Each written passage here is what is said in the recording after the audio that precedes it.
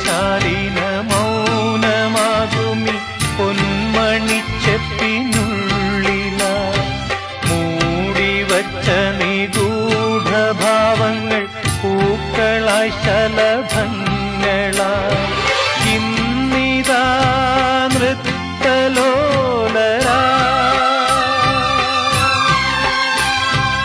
ഈ പ്രപഞ്ച നടനവേദിയിൽ